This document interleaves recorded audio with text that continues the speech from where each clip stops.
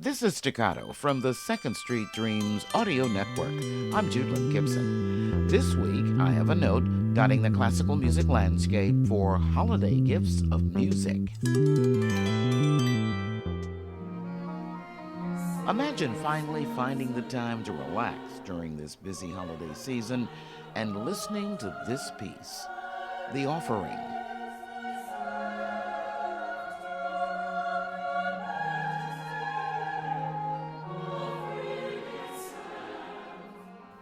Vocal lessons out of Minnesota with conductor Philip Brunel singing the music and words of composer Tina Davidson.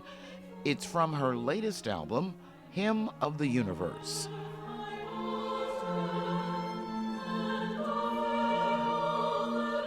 She describes it as an exploration of a musical connection with larger metaphysical and divine themes.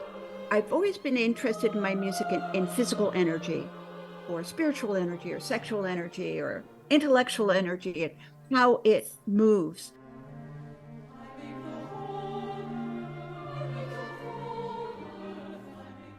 Then there's the late, great Emerson String Quartet. This 9-time Grammy-winning ensemble called it quits in October after 47 years. Why are you saying goodbye now? We are saying goodbye because we wanted to go out as much as we possibly could on a high. We wanted to go out while we were still physically fit, or just about physically fit. We weren't getting any younger. The travel was becoming really onerous and a pain in the neck. And we wanted to make sure we reconnected with our family and our friends, and had some time to do other things. One of the other things that cellist Paul Watkins is talking about is the Emerson String Quartet's final album, Infinite Voyage.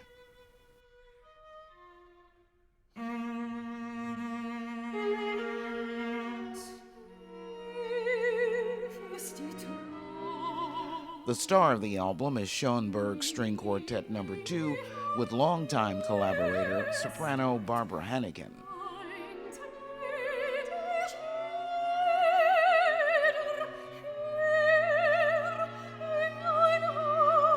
We had collaborated with her in performances of Schoenberg's Second String Quartet.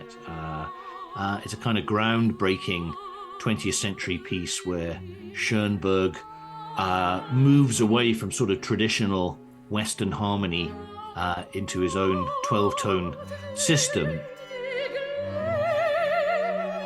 Retirement is not the word one would use to describe life after for founding members violinist Eugene Drucker and Philip Setzer, along with violist Lawrence Dutton and Paul Watkins, the cellist and the youngest member of the group. I'm also professor of cello at the Yale School of Music. Got 12 students there, so that's a fairly full-time thing. Phil and Larry are teaching at Stony Brook as well, the violin and viola respectively. Phil teaches at the Cleveland Institute of Music. Gene is teaching now at the Manhattan School of Music. These are busy guys. They're never going to stop. Is this going to be your first holiday at home without a concert? It's amazing. It's going to be the first time I'm going to an airport, and I've taken my family, my wife and our 2 daughters, back to the UK, which is where my family are. They're in South Wales, and then we're going to see some friends in London. And I'm not taking my cello to the airport, which is going to be the most fantastic feeling because, I'm not complaining. I have a very nice life as a musician, but one of the things that I would rather do without is taking a cello on an airplane.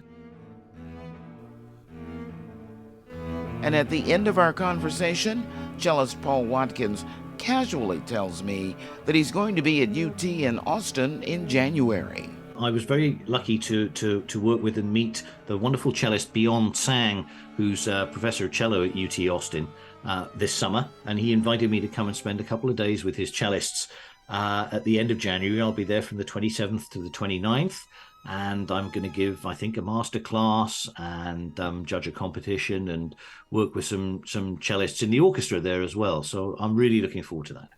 Cellist Paul Watkins of the Emerson String Quartet. Their final album, Infinite Voyage. Find the links on the Staccato page at secondstreetdreams.com. That's Staccato. I'm Jude Lynn Gibson on the Second Street Dreams Audio Network.